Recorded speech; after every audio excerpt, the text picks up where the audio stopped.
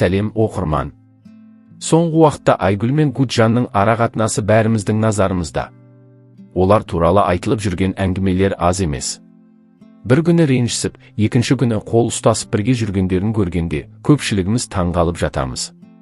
Кеше ғана Айгүл ренжіп, басқа қалаға кетіп қалған болатын. Желіде түрлі болжамдар айтылды. Екеуі айырылысып кетті ме, бұл жолы расымен бәрі бітті ме деп.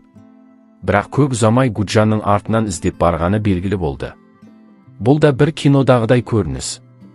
Бір-бірінен алыстап екі жаққа кеткендері рас, бірақ бүгін екеуі қайтадан бірге. Қол ұстасып, бірге жүрген сәттері желіге таралып үлгерді.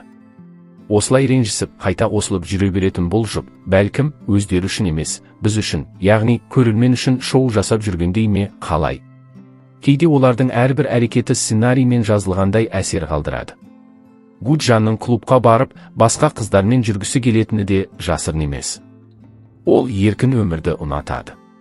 Ал Айгүл болса, ішінен ренжісе де, оған ашық қарсы шыға алмайтын секілді. Мүмкін, ол Гуджанды шын жақсы көретін болар. Мүмкін, бұл жай ғана тәуелділік пе, оны нақты айта алмаймыз. Бірақ бір нәрсе анық, Айгүл көбіне осы қарым-қатынаста екінші орында тұратындай көрінеді. Қазір екеуі Дубайда.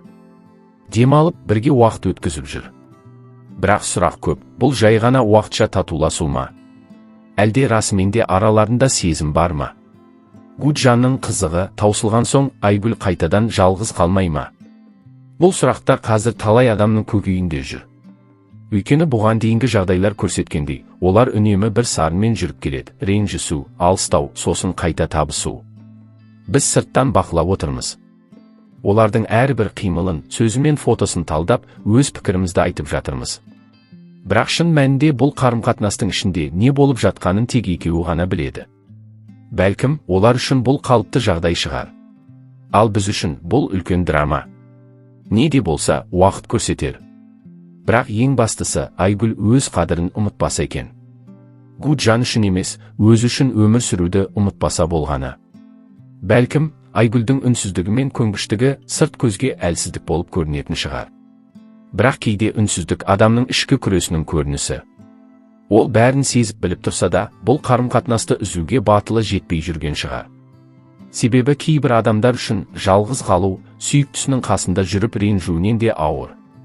Ал Гуджан болса, өзінің әрекеттерімен көп нәрсе байқатып қойып жүр.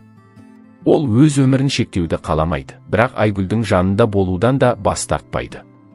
Бұл, бір жағынан, өзімшілдік.